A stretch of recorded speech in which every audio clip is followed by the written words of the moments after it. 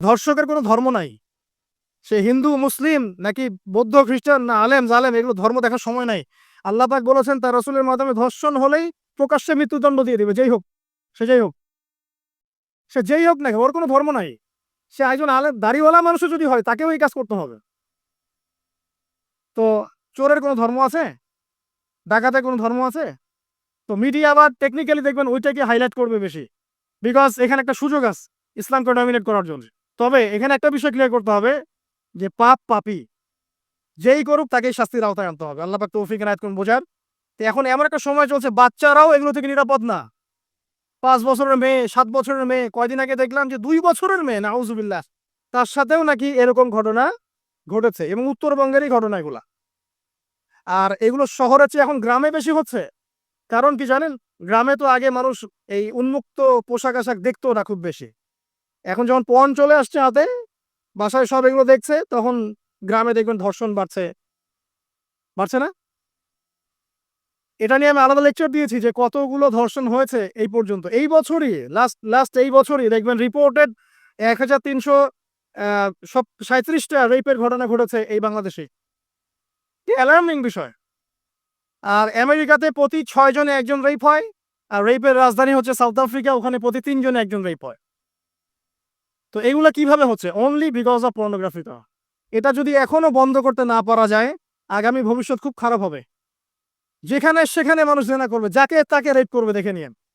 Because এটা ভিতর থেকে মানুষকে পশু বানিয়ে দিচ্ছে। আমরা জানি এর পিছনে একটা বড় ইন্ডাস্ট্রি কাজ করে, যারা সারা বিশ্বে প্রায় $98 বিলিয়ন ব্যবসা করে পর্ন দিয়ে। শুধু আমেরিকায় ব্যবসা করে $12 বিলিয়ন, সারা বিশ্বে $12 বিলিয়ন বোঝেন? $1 বিলিয়ন কত কোটি বোঝেন? $100 কোটি। তো বিশাল একটা ইন্ডাস্ট্রি আছে, এর পিছনে টাকা কাজ করে, টাকা, অনলি টাকা। আর এখানে যা দেখানো হয় সবই ফেক, এগুলো কোনোটাই সত্য না। এটা শুধু একটা অভিনয়, আর কিচ্ছু না। তো এটা দিয়ে পুরো স্পেশালি মুসলিম যুবকদের ভিতরে এমন একটা মানে পশুত্ব ঢুকে দেওয়া হয়েছে যে জেনা, ধর্ষণ, বেহায়াপনা এগুলো বাড়তেই আছে দিন দিন। এটা না কমানো গেলে এবং মানে আইনের সুশাসন নিশ্চিত করা না গেলে ধর্ষণ কমবে না, জেনা কমবে না, ইফটিজিংও কমবে না, মেয়েদের অধিকারও আর আদায় করা সম্ভব হবে না। এটা আমার মত। বাকিটা আপনারা ভেবে দেখেন। আপনারা অনেক বিজ্ঞ মানুষ আছেন, ভেবে দেখেন কি করলে এগুলো কমবে। যদি না ভাবি, আল্লাহ পাক কি করবেন জানেন? একটা হাদিস বলি খালি। জাইনাব বিনতে জাহাশ রাদিয়াল্লাহু আনহা তিনি বলছেন, ইয়া রাসূলুল্লাহ সাল্লাল্লাহু আলাইহি ওয়াসাল্লাম, আনুহলিকু ওয়া ফিনা সলিহুন, আমাদের মধ্যে সৎ লোক থাকা অবস্থাতেও কি আমরা ধ্বংস হয়ে যাব? আমাদের মধ্যে সৎ যে অনেক ব্যক্তি আছে তারা থাকলেও কি আমরা ধ্বংস হয়ে যাব? নবীজি বলছেন, নাম, হ্যাঁ তোমরা ধ্বংস হবে। ইযা কাসরাতিল খাবাস, যখন নোংরামি, অশ্লীলতা, বেহায়াপনা বাড়তে থাকবে, আলেম জালেম সব ধ্বংস হয়ে যাবে। তা আমরা আমাদের স্বার্থেই কথাগুলো বলবো, কারণ আমরা যদি এগুলোকে প্রতিহত করতে না পারি, তাহলে আমাদের বাড়িতেও এই ফিতনা ঢুকে আসবে। আসবে না?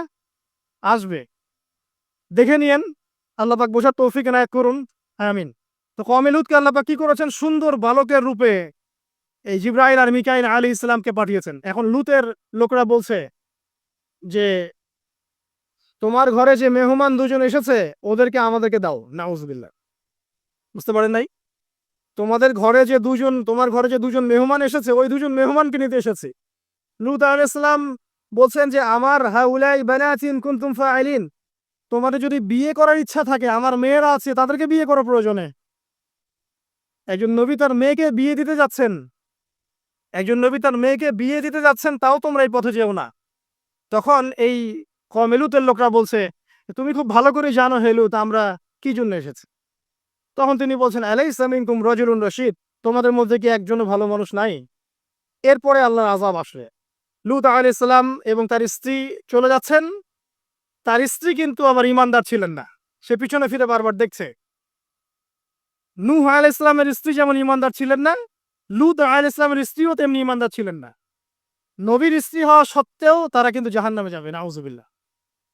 তো এই লূতকে ধ্বংস করলেন আল্লাহ পাক, কওমে লূতকে এভাবে ফেরেশতার পাখা দিয়ে ওই পুরো জায়গাটাকে উঠিয়ে নিয়ে মাটিতে আবার ধসিয়ে দেওয়া হয়েছে। এই জায়গাটা এখন নিদর্শন হয়ে আছে। জর্ডানের পাশে দেখবেন ওই যে ডেড সি, একটা মৃত সাগর আছে না, ওইটা ছিল সেই জায়গা। এখানে সাদুম গোত্র থাকতো, সাদুম, এই কওমের নাম ছিল সাদুম। এরা সব ছিল। এখন আপনার জন্য আমার নসিহত হচ্ছে, নবী সাল্লাল্লাহু আলাইহি ওয়াসাল্লাম বলেছেন, আমি শেষ জামানায় আমার উম্মতের উপর কিছু বিষয় ভয় করি যে এগুলো আমার উম্মতের মধ্যে ঢুকে যাবে, আমি আশঙ্কা করি ঢুকে যাবে। কি কি বিষয়? এক নাম্বার, যে আমি আশঙ্কা করি যে আমার উম্মতের মধ্যে মূর্তি পূজা ঢুকে যাবে, মুসলিম কিন্তু স্ট্যাচু ওয়ার্শিপ করবে। দুই, আমি আশঙ্কা করি আমার উম্মতের মধ্যে রিয়া রিয়া ঢুকে যাবে। রিয়াটা কি? লোক দেখানো আমল। রিয়া কি? লোক দেখানো আমল। আমি আশঙ্কা করি যে আমার উম্মতের মধ্যে ছড়িয়ে পড়বে। ছড়িয়ে পড়ে নাই? এগুলো নবী সাল্লাল্লাহু আলাইহি ওয়াসাল্লামের আশঙ্কা ছিল। দেখেন সবগুলো এখন বাস্তব হয়ে গেছে। আল্লাহ রাব্বুল আলামিন পাপ থেকে আমাদেরকে হেফাজত করুন। আমিন। এভাবেই ইতিহাস রিপিট হয়েছে। আল্লাহ পাক এদেরকেও ধ্বংস করেছেন। এর আগে আল্লাহ পাক নূহ আলাইহিস সালামের কওমকেও ধ্বংস করেছেন। কি কারণে? তারা লাত, এই যে ইয়াগুস, ইয়াউক, নাসর এরকম কিছু স্ট্যাচু ওয়ার্শিপ করত।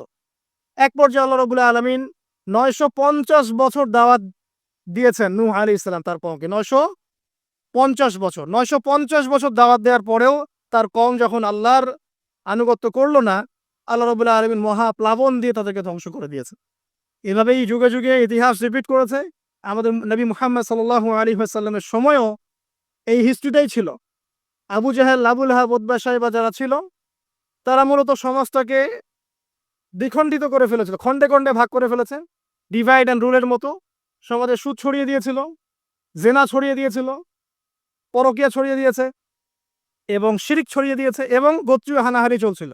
এরকম একটা অবস্থায় নবী সাল্লাল্লাহু আলাইহি ওয়াসাল্লাম ওই সমাজের মধ্যে আসেন নবী হিসেবে। এসে মাত্র 23 বছর সময় নিয়েছেন। কত বছর? মাত্র 23 বছর। আমাদের তো সমাজ সংস্কারের শতাব্দী পার হয়ে যাচ্ছে। এক একটা রেভলিউশন দেখবেন শতাব্দী পার হয়ে যাচ্ছে, কিন্তু কোনো আল্টিমেট রেজাল্ট নাই।